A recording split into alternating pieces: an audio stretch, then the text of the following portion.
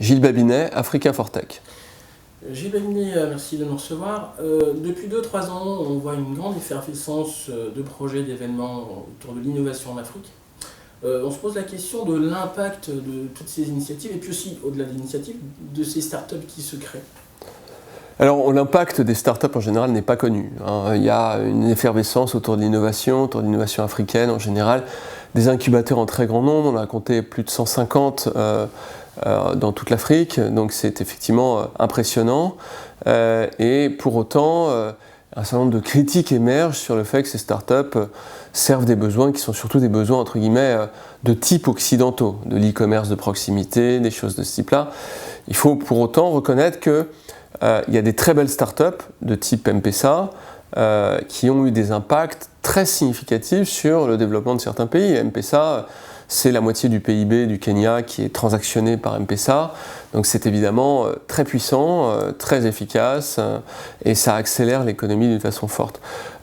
Nous, on se situe exactement à la convergence entre l'impact et le numérique, c'est-à-dire qu'on pense qu'il doit y avoir une forme d'entrepreneuriat social numérique qui doit émerger. Et c'est ça qui nous intéresse sur les thématiques que j'ai évoquées, à savoir agriculture, santé, énergie, éducation, parce que c'est là où on pense qu'on peut faire le plus d'impact. Pour autant, aujourd'hui, il n'y a pas de données qui permettent réellement de mesurer cet impact. C'est-à-dire que les données qui existent à l'égard de l'Afrique, ce sont généralement des grands organismes internationaux qui les créent. C'est plutôt des données macroéconomiques que microéconomiques, et on est bien incapable de dire quel peut être l'impact du monde des startups, du monde de l'innovation à l'égard de l'Afrique.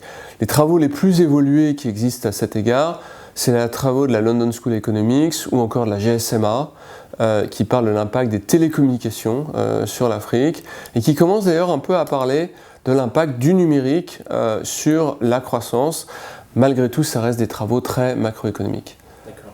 Et ce qui est frappant, c'est que ces startups, cet entrepreneuriat social innovant, il se développe un peu en marge du pouvoir public, de la sphère publique.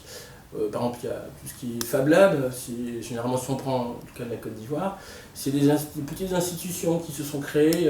Comment vous expliquez que la sphère publique sur le continent n'est pas encore massivement soutenue ou investie dans ces initiatives ?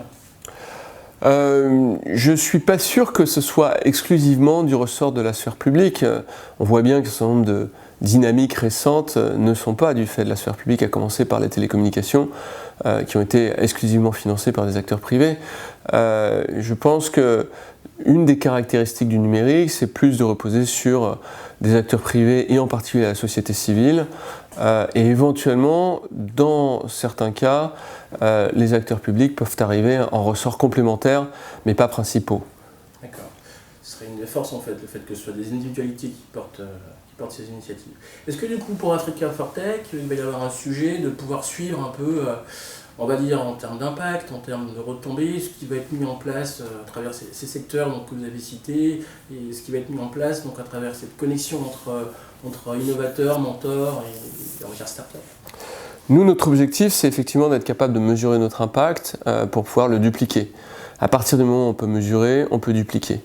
Et c'est quelque chose qui est assez fondamental dans les valeurs du monde du numérique, le fait de mesurer, et nous espérons bien pouvoir, sur les thématiques que j'ai évoquées, montrer une différence par rapport à ce qui préexiste, et dès lors, être capable de dupliquer cette différenciation. D'accord. Donc le rendez-vous, il est donc je crois du 2 au... C'est du 2 au 5 novembre à Marrakech. Africa for Tech. Merci beaucoup. Merci.